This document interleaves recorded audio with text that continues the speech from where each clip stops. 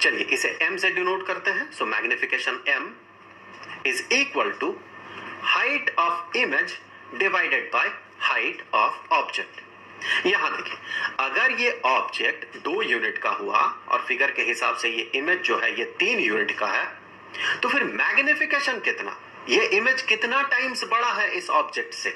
ये 3/2 टाइम्स बड़ा है, मतलब कि ये 1.5 गुना बड़ा है ऑब्जेक्ट से।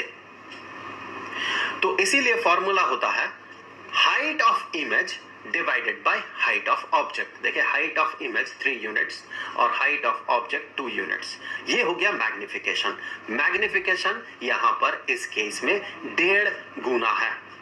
यहां ध्यान लगाने वाली बात यह है कि ये जो मैग्निफिकेशन है इसमें साइन होता है, और वो साइन ये बताता है कि जो इमेज बन रहा है वो ऑब्जेक्ट जिस डायरेक्शन में है, जैसे कि यहां पर ऑब्जेक्ट ऊपर की तरफ है, क्या इमेज भी उसी डायरेक्शन में है?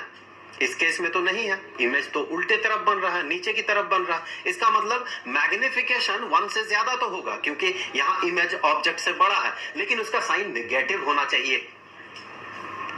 सो फिर उस लॉजिक के हिसाब से क्या ये जो फॉर्मूला है ये सही है, या फिर हमें एक नेगेटिव साइन अपेंड करना होगा? अब कुछ देर वीडियो को पॉज करके सोच ले। देखिए, अब मान ले कि आपने ये इक्वेशन बना के दिया मुझे और मैं ये इक्वेशन यूज करूंगा।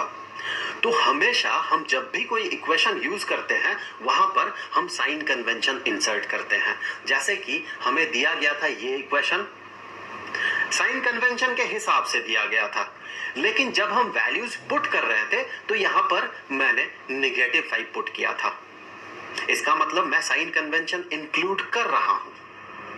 जब भी आपको कोई भी इक्वेशन मिलेगा, आप उसमें जो वैल्यू पुट करेंगे वो अकॉर्डिंग टू साइन कन्वेंशन होना चाहिए।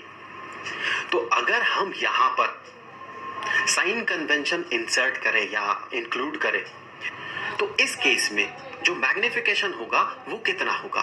तो देखिए, अगर हमारे पास ये फॉर्मूला रहे कि height of image divided by height of object, तो हम कौन कौन सा वैल्यू पुट करेंगे, क्या क्या वैल्यू पुट करेंगे? तो हाइट ऑफ इमेज जो कि 3 यूनिट का हमें दिख रहा है, लेकिन अकॉर्डिंग टू साइन कन्वेंशन चूंकि ये नीचे की तरफ है और हमें पता है कि प्रिंसिपल एक्सिस के ऊपर की तरफ हम अगर चीजों को पॉजिटिव कंसीडर करें तो नीचे की तरफ हमें उसे नेगेटिव कंसीडर करना होगा।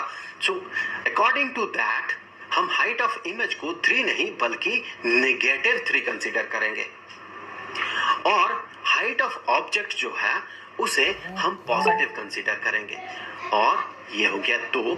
तो मैग्निफिकेशन जो होगा यहां पर 1.5 तो होगा, लेकिन उसका जो साइन होगा वो नेगेटिव होगा। आगे चल के कुछ और एग्जांपल हम कंसीडर करेंगे जिसमें कि आपको पता चलेगा कि मैग्निफिकेशन कब पॉजिटिव होगा। अब देखते हैं एक और फॉर्म हम मैग्निफिकेशन के लिए डिराइव करते हैं। यहां पर हम कंसीडर करेंगे 2 ट्राइंगल्स। एक तो ट्राइंगल ये वाला, और दूसरा ट्राइंगल हम कंसीडर करेंगे ये वाला ट्राइंगल। तो यहां पर अगर आप इस लाइन को कंसीडर करें, ये तो एक ही लाइन है, तो इस लाइन को कंसीडर करें और इस लाइन को कंसीडर करें, ये भी एक ही लाइन है, तो वहां से आप समझ सकते हैं कि ये जो एंगल बनेगा ये बराबर होगा इस एंगल के। जैसे ही ये 2 एंगल्स बराबर हो गए, और चूंकि ये 90 डिग्री का है और ये भी 90 डिग्री का है, तो यहां ये जो एंगल बनेगा ये भी इसके साथ बराबर होगा, क्योंकि तीनों का सम जो है, तीनों एंगल्स का सम 1, 2, 3, तीनों को 180 डिग्री होना है, 180 डिग्री, और इसे भी 180 डिग्री होना है इन तीनों को। सो चूंकि ये और ये बराबर है इसके और इसके साथ,